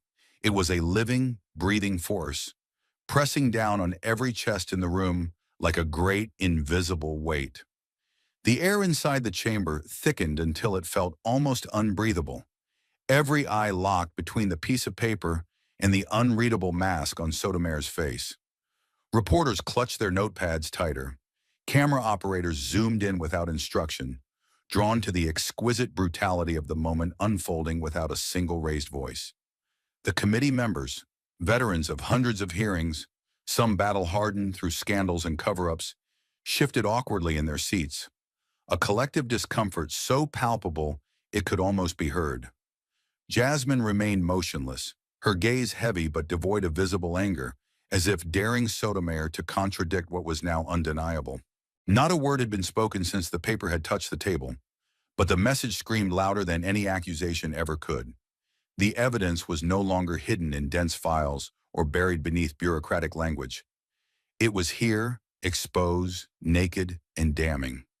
Sotomayor's fingers twitched once, a betrayal of tension she could no longer conceal, but otherwise she remained frozen, her stillness a desperate, crumbling fortress. And yet it didn't matter anymore, because in that silence, under that suffocating light, denial had ceased to be an option. It wasn't Jasmine's voice that condemned her. It was the unbearable clarity of a truth too large to outrun. But just when the silence seemed ready to calcify into something permanent, the real explosion came. Not from Jasmine Crockett, but from somewhere much more unexpected.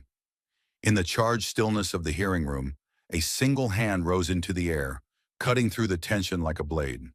A congressman from the minority side, his face tight with the kind of grim purpose that signaled a bomb about to be dropped. The chairman gave a small nod, barely a flicker of motion, but it was enough to crack the fragile calm. "Mr. Chairman, I request to introduce new evidence into the record," the congressman said, his voice steady but thick with the weight of what he held. He moved toward the clerk's desk, handing over a printed email, a sheet of paper that looked so ordinary, so harmless, it almost didn't seem capable of carrying the weight it did. But when the clerk placed the email up on the massive display screens, the room collectively leaned forward and then recoiled. At the top, the sender's name was clear: a senior aide to Justice Sotomayor. The message was brutal in its simplicity. Please ensure a minimum purchase of 3,000 units before confirming the justice's appearance. There was no room for interpretation, no ambiguity, no plausible deniability left. The words hit the room like a shockwave, sending reporters scrambling from their seats, tripping over each other as they rushed to blast the headline to a world already breathless with outrage. For the first time since the hearing began, Sotomayor's mask cracked, just slightly but unmistakably. Her shoulders stiffened, and the faintest tremor danced across her jaw, a tiny but fatal betrayal of composure. She blinked once, too slowly, as if processing the inevitable collapse of the narrative she had tried to maintain. Around her, the energy in the room shifted violently. The scent of blood in the water was impossible to miss now. Jasmine Crockett didn't move, didn't smirk, didn't even breathe differently. She simply watched, a living monument to the truth that no robe, no reputation could shield forever. The hearing room, once a stage for careful games and legal fencing, had become something colder, harder, an execution ground paved not with rhetoric, but with facts too brutal to deny. And in that merciless light, even Sonia Sotomayor, once seen as unshakable, looked suddenly, devastatingly human. But power wounded in public view rarely bleeds openly. It fights back, cold and calculating, grasping for the thin shields that once kept it untouchable. Justice Sotomayor adjusted herself with the precision of someone reclaiming lost ground, her spine straightening, her hands folding neatly as if discipline alone could rewrite the moment. She leaned slightly toward the microphone, her movement unhurried, crafted to project steadiness under siege. When her voice emerged, it was low but forceful, the practiced cadence of someone who had spent decades mastering the art of controlled defense. "There is no evidence," she said, her tone crisp, almost clinical, "that I personally requested any purchases related to my speaking engagements."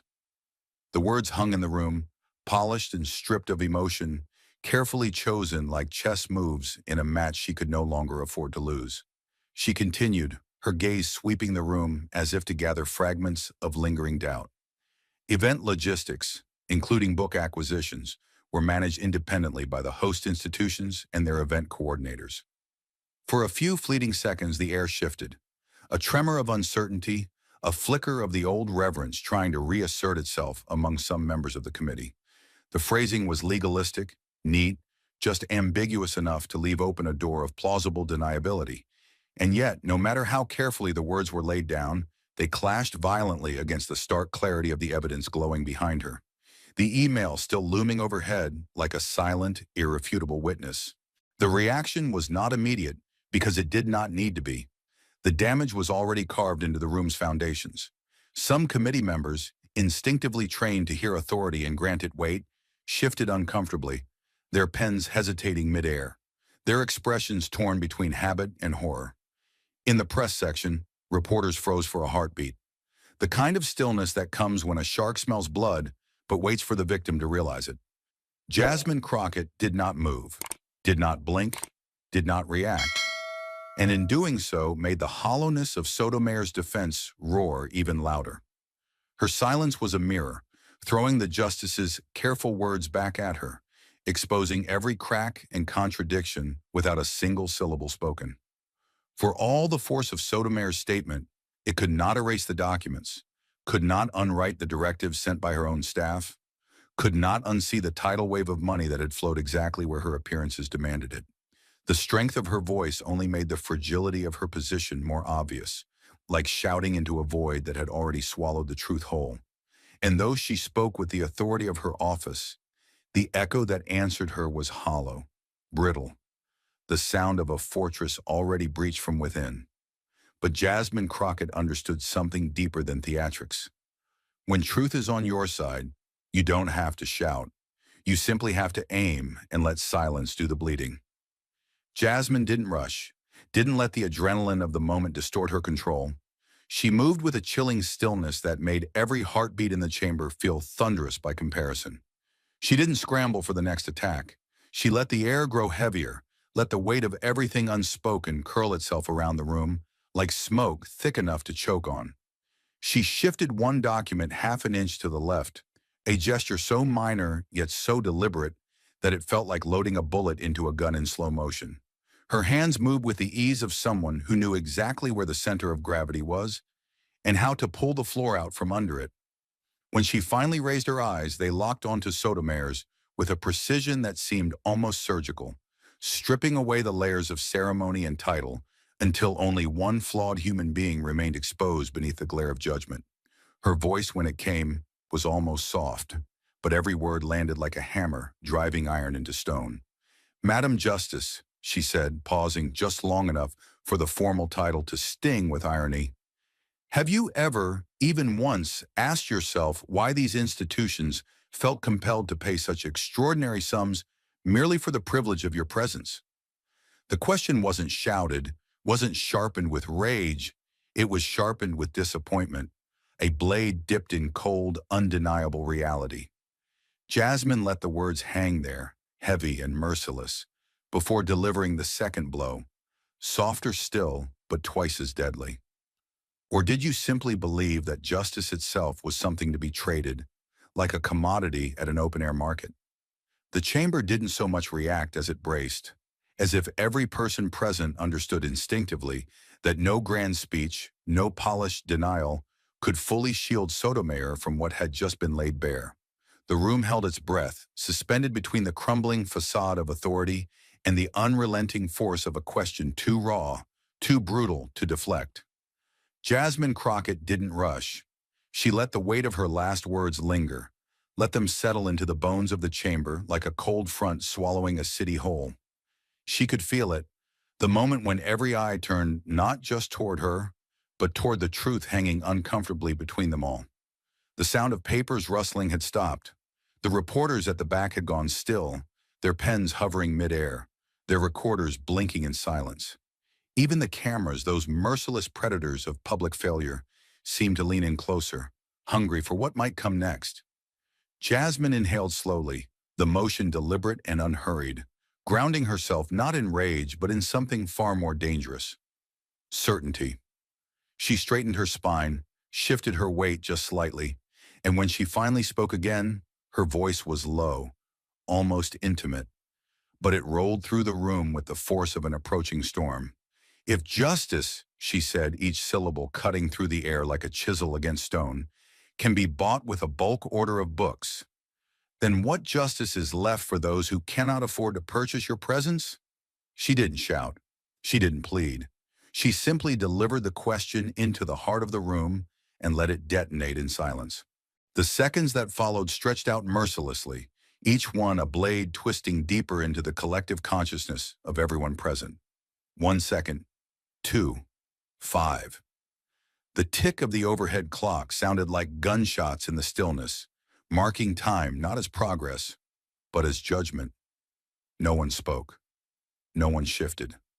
It was as if the very oxygen had been sucked from the hearing room, leaving only a vacuum filled with the inescapable echo of what had just been asked. Jasmine didn't move. Her gaze remained locked, unwavering, into the eyes of Sonia Sotomayor. Not with hatred, not even with triumph, but with something colder, something purer, a demand for truth that could not be sidestepped. The justice for all her decades of experience, for all the battles she had fought and won, sat frozen. Her face, usually so adept at controlling nuance and message, betrayed her now with its stillness. There was no flicker of righteous indignation, no clever retort forming at the corners of her mouth.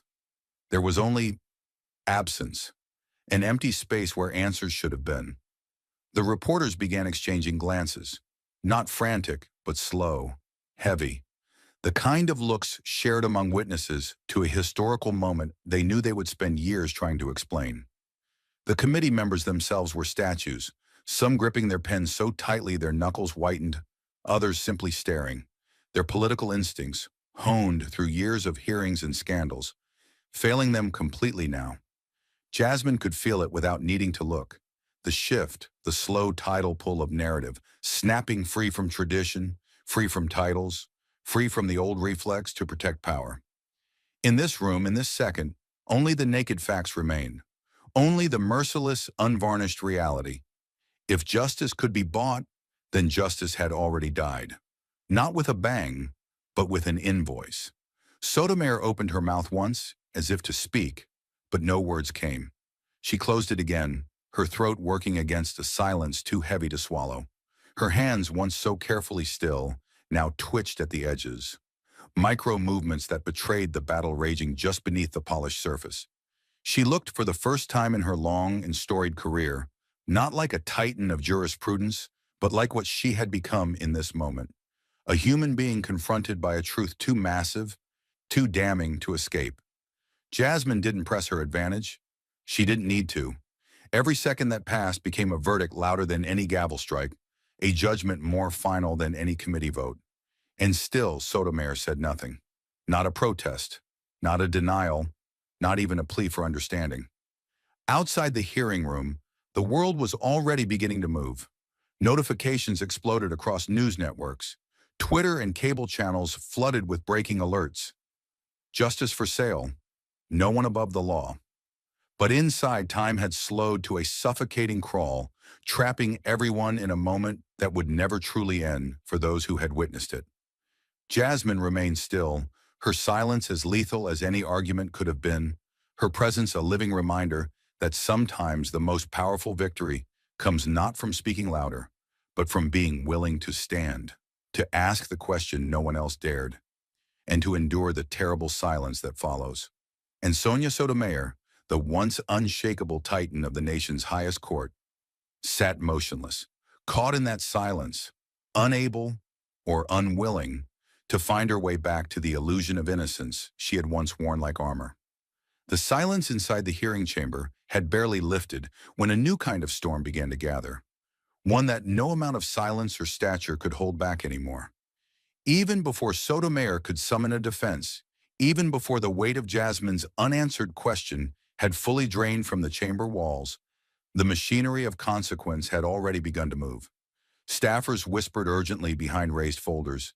Committee members leaned toward one another in tight clusters, exchanging nods, quick looks, grim resolutions.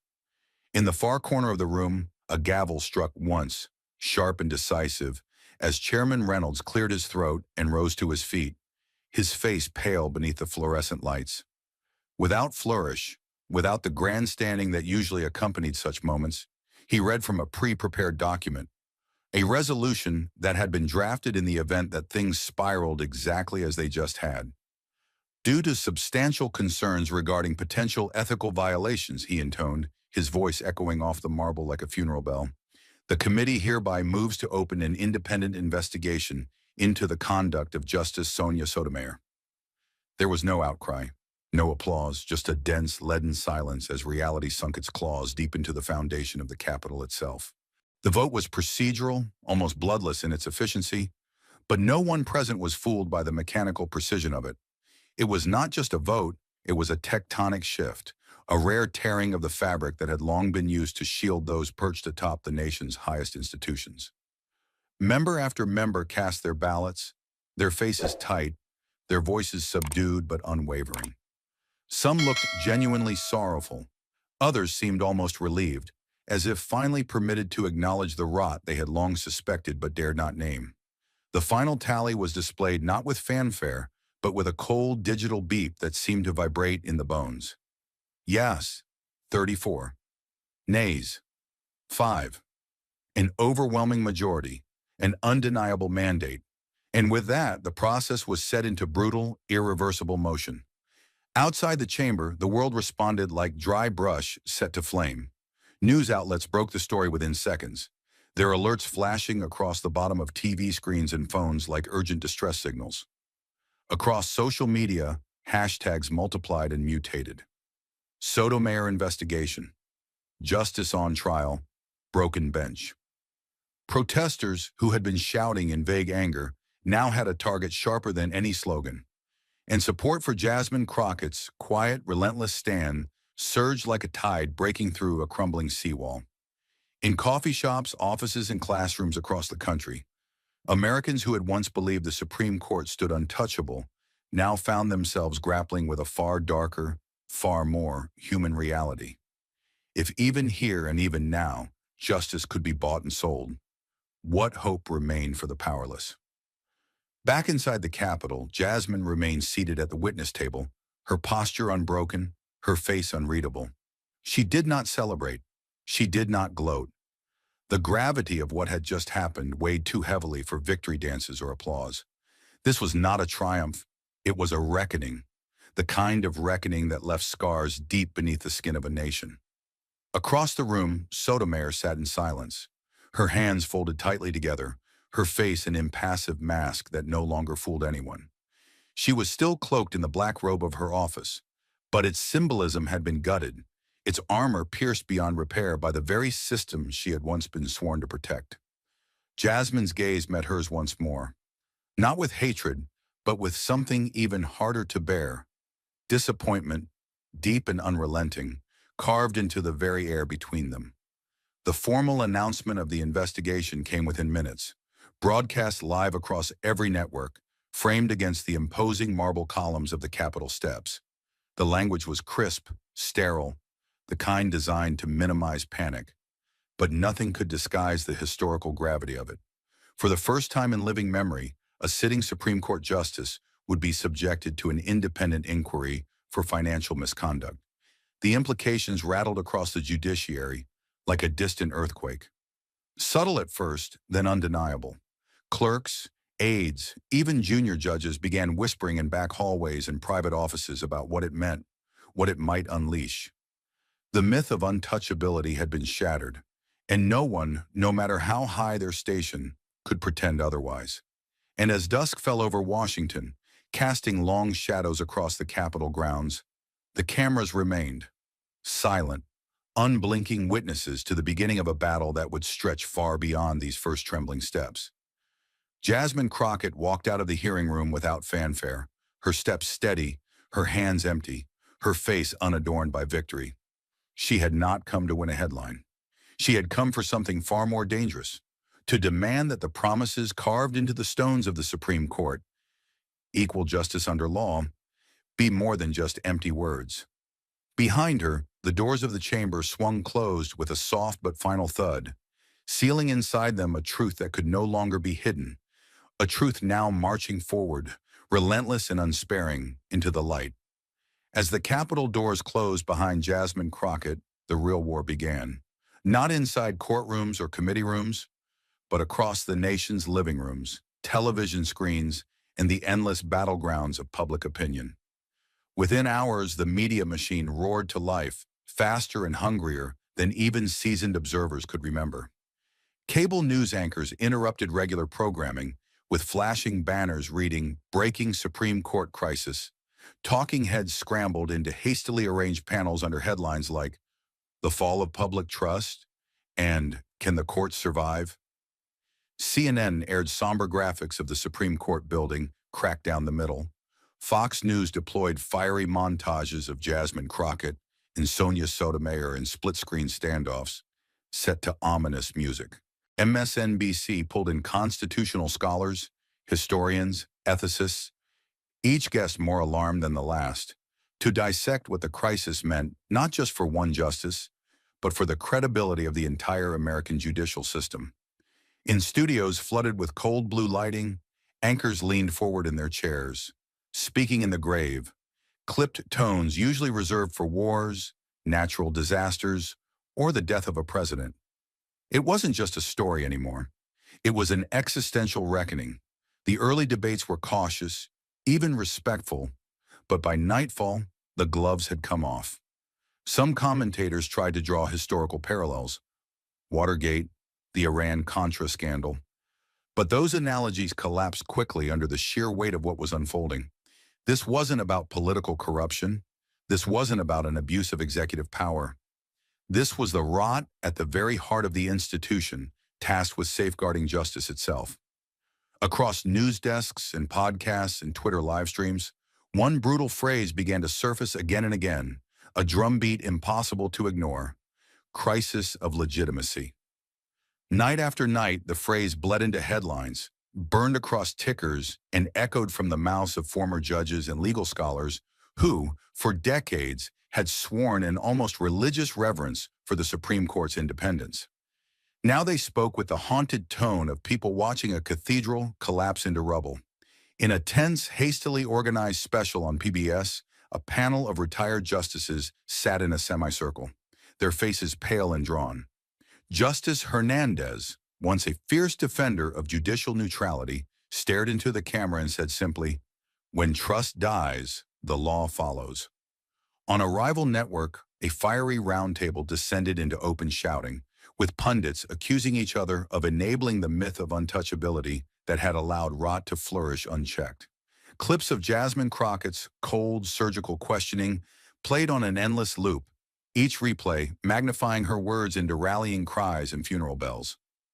Viewers weren't just consuming news, they were participating in a national mourning, a slow, sickening realization that an institution thought to be sacred had revealed itself as deeply, mortally flawed. On social media, the reaction was volcanic. Twitter threads analyzing every line of Sotomayor's failed defense went viral in hours. TikTok exploded with stitched videos of young law students breaking down the implications between memes and tears. YouTube streamed emergency town halls where constitutional experts fielded panicked questions from ordinary citizens. If we can't trust the court, what do we have left? The gravity of the moment was not confined to one demographic, one party, or even one generation. It bled into every corner of the American psyche. Middle-aged men in sports bars, grandmothers on front porches, teenagers in debate clubs, all suddenly found themselves grappling with the unthinkable.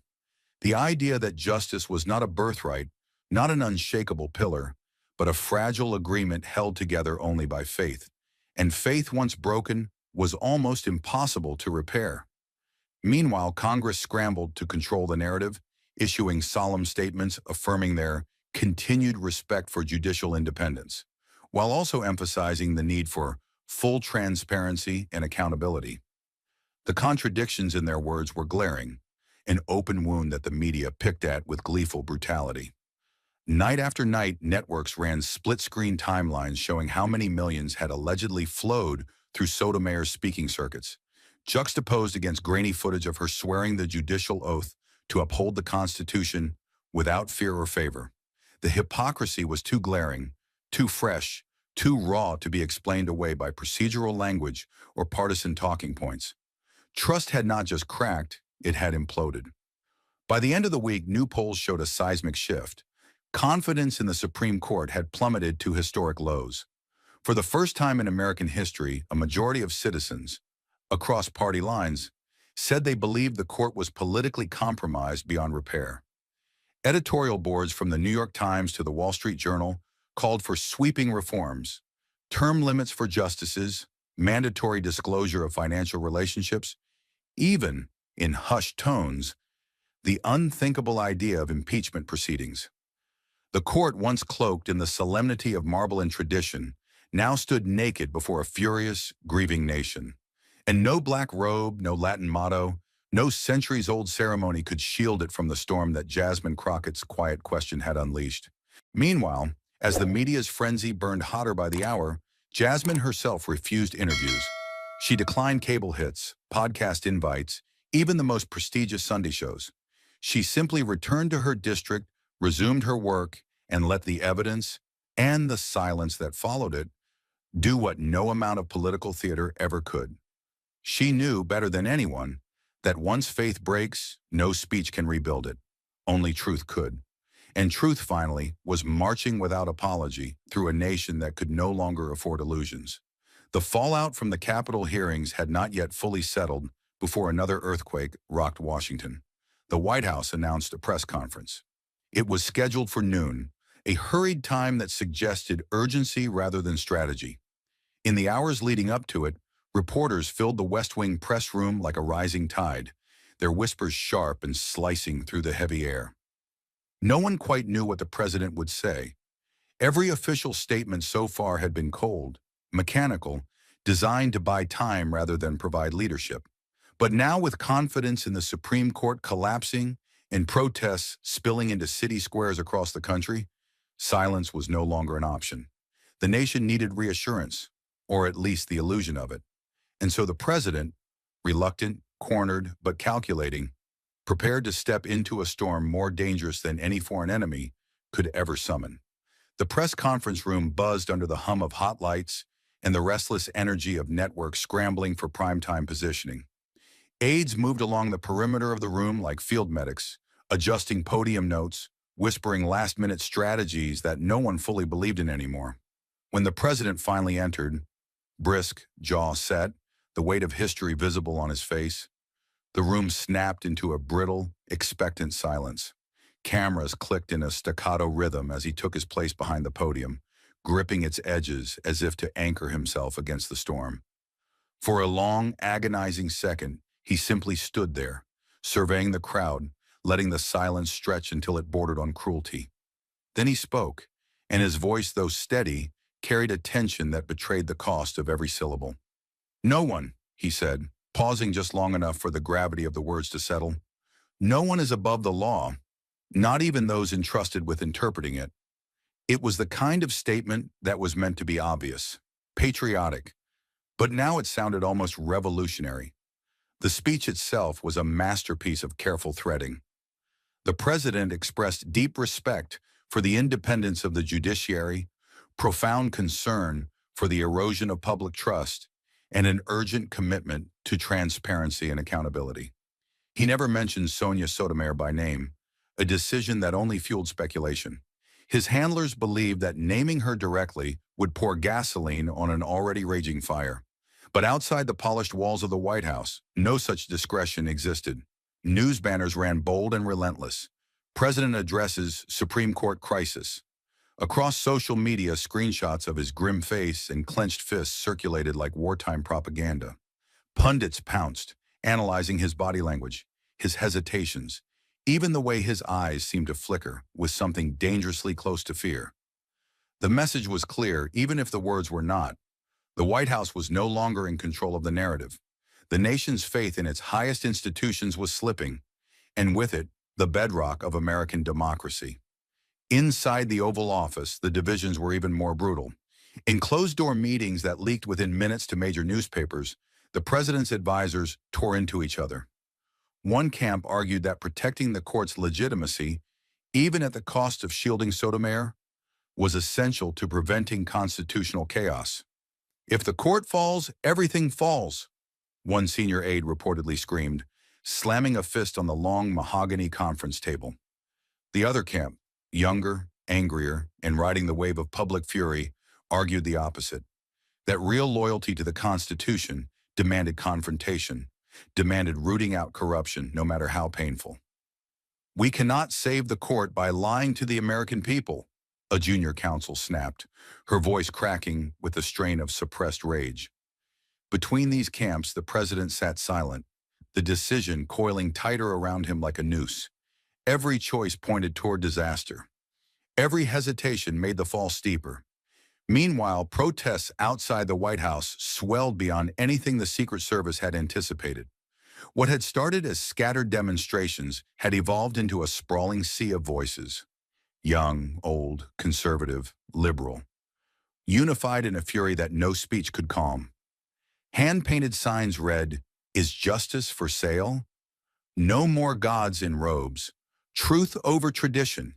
The chants echoed through the night like war drums, a relentless reminder that the anger outside could not be caged by security barriers or press releases. Inside, advisors updated threat assessments by the hour, warning that public trust was reaching a breaking point unseen since the days of Nixon's resignation. And still, Jasmine Crockett remained silent, giving no interviews, issuing no statements. Her absence on the media stage only made her figure larger, more mythic, as if her silence itself had become a form of leadership the nation craved and the White House feared. Behind the scenes, speechwriters and political strategists crafted drafts for an address that might become the most important of the president's career, a primetime Oval Office address to the nation. There were versions that called for sweeping judicial reforms, versions that promised a special commission to restore integrity, versions that hinted, ever so cautiously, at the necessity of new guardrails, term limits, financial disclosures, maybe even impeachment if the facts demanded it. Each draft, however, carried its own risks. The president understood that every word would be a stone thrown into a fragile pond already churning with rage. And what if, whispered late at night, never recorded, only half-spoken, what if no speech could fix what had already broken? Across the networks, countdown clocks began to appear. President to address the nation, live in 24 hours. In bars and cafes and living rooms across America, people canceled dinner plans and scheduled watch parties not out of celebration, but out of the terrible recognition that history was tilting again, and no one knew if it would land upright. Editorials sharpened into knives. Some demanded that Sotomayor resign to save the court's dignity. Others warned that forcing her out would weaponize public anger against the entire government itself. Historians debated in clipped, urgent tones about whether this moment was more dangerous than the 1974 constitutional crisis, and many concluded grimly that it was. And through it all, Jasmine Crockett's question, asked in that silent, suffocating hearing room, echoed louder than any speech or op-ed could. If justice can be bought, what remains for those who cannot pay? It was no longer a question aimed at one woman. It was a question aimed at the soul of a nation, and it demanded an answer that no one, not even the president, was ready to give. Even as the White House scrambled to contain the national crisis, a quieter, more personal battle was brewing, one that no press conference could deflect and no speech could silence. Jasmine Crockett, the woman who had asked the question that shattered the marble image of the Supreme Court, found herself thrust into the brutal glare of a country desperate for heroes, and just as desperate for scapegoats. Overnight, she became both. Major networks flooded her congressional office with interview requests, book agents circled like sharks sensing blood, advocacy groups begged her to headline rallies across the country. But Jasmine answered none of them. She stayed silent, working late nights behind closed doors, refusing to cash in on the firestorm she had lit. Her staff, young and fiercely loyal, fielded the endless calls and threats with the grim efficiency of a campaign headquarters under siege. But the storm was not just metaphorical. One morning, arriving at her district office just after sunrise, Jasmine found the front windows shattered, glass sparkling like a crime scene beneath a weak Texas sun. Spray painted across the exposed brick were three words, black and jagged: "Stay silent." Local police arrived within minutes, their presence more symbolic than effective, already knowing what Jasmine herself knew. This was not random vandalism. This was a message, a warning. And yet, even as her aides begged her to increase security, to hire private protection, to consider a temporary relocation, Jasmine refused. She would not run from a fight she hadn't started. She would not hide from the truth she had demanded. If anything, the attack only hardened her resolve, rooting her even deeper into the storm she had stirred. Across social media, support and vitriol came in equal measure, tidal waves colliding against each other with no hope of reconciliation. On Twitter, the hashtag #StandWithJasmine trended for 72 straight hours, buoyed by celebrities, activists, and ordinary citizens who saw in her a reflection of their own longing for courage and truth.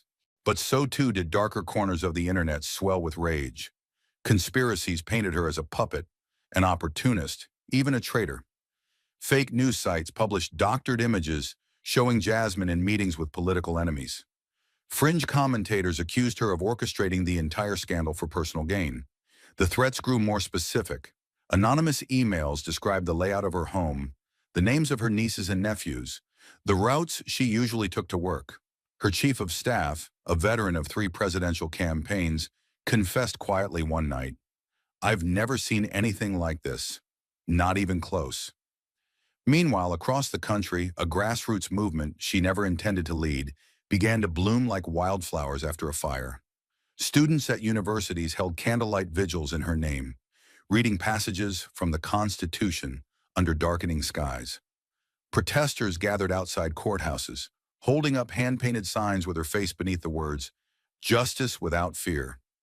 Community leaders invoked her story at town halls and city council meetings, framing her not just as a whistleblower, but as the conscience the country had forgotten it needed. Some called for her to run for Senate. Some whispered of bigger dreams, dreams that frightened Jasmine more than any threat could. Inside the halls of power, Jasmine's newfound prominence was met with a very different reaction. Senior members of her own party, the same people who had once dismissed her as too young, too radical, too disruptive, now treated her like a loaded weapon left unsecured in a crowded room. Invitations to fundraisers dried up. Allies avoided public photographs. Whisper campaigns questioned her loyalty, her judgment, even her mental fitness. A senior senator was overheard grumbling at a private luncheon. "She doesn't understand. You don't burn the whole institution down just because one judge is corrupt." But Jasmine understood perfectly. She understood that the institution was already burning. It just hadn't admitted it yet.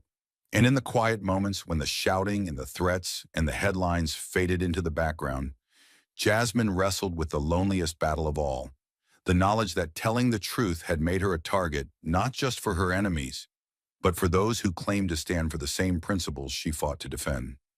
Some nights she lay awake staring at the ceiling, the weight of invisible crosshairs pressing against her chest. Other nights she found strength in the letters that poured into her office. Handwritten notes from grandmothers in Georgia, high school students in Oregon, retired veterans in Pennsylvania. They all said some version of the same thing. You spoke when no one else would. You stood when others hid. Don't stop now. By the 3rd week after the hearing, the pressure reached a breaking point. Major newspapers ran editorials demanding Jasmine clarify her position, a thinly veiled call for her to apologize, to soften, to reassure the powerful that she wasn't going to bring down the entire system. Cable news hosts suggested she had overstepped by questioning a sitting justice so directly. Political consultants whispered advice into every available ear. Distance yourself, pivot, change the subject. Jasmine heard it all. She listened, and then she made her decision. She would not apologize. She would not pivot. She would not change the subject. If the price of demanding justice was isolation, was danger, was the loss of political protection, so be it. Jasmine Crockett had asked a question the nation could no longer unhear. And now, no matter the cost, she intended to see it answered. While the nation seethed and the White House fought for survival, inside the marble sanctum of the Supreme Court, an even quieter and more perilous battle was unfolding. For decades, the court had prided itself on a wall of silence. No leaks, no public dissent, only the cold dignity of unsigned majority opinions and solemn robes. But now that wall was starting to crack. Whispers echoed through the marble halls like ghosts, moving from clerk to clerk, from chamber to chamber. Some justices, furious at what Sotomayor's scandal had unleashed, began holding private meetings without her, discussing the unthinkable. Public statements, letters of censure, even coordinated demands for her resignation. The court, long imagined by the public as a monolith of order, was splintering under the weight of betrayal. And the cracks were growing wider every day. The first tremor came when a single anonymous memo leaked to the Washington Post. Carefully worded but unmistakable in its intent, the memo described deep concerns within the court about recent developments and called for swift internal review to protect the institution's integrity. No names were attached, no direct accusations were made, but the meaning was clear to anyone who could read between the lines. The court itself no longer trusted one of its own. Within hours, cable news hosts flashed screenshots of the memo across screens nationwide. Analysts dissected every word, every comma, every awkward phrasing, searching for clues about who inside the court had finally broken the sacred code of silence. Behind the scenes, the divisions deepened. Some justices argued that a unified front was essential, that any public fracture would do more damage than even Sotomayor's scandal. Others insisted that silence was complicity, that the court's legitimacy could only be saved by confronting the rot openly.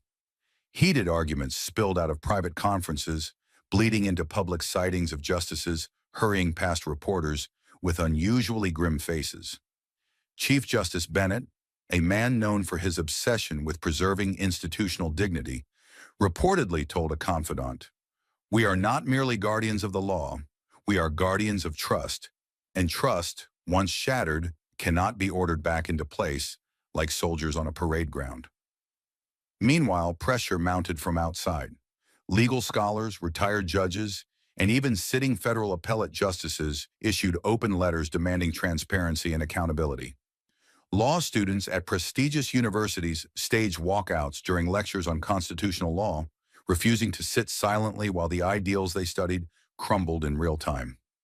A nationwide poll showed that 68% of Americans, an unprecedented number, now supported term limits for Supreme Court justices. Faith in the court had not merely been shaken, it had collapsed into a crater from which no simple apology could rebuild. In chambers, the tension was so thick it distorted daily operations.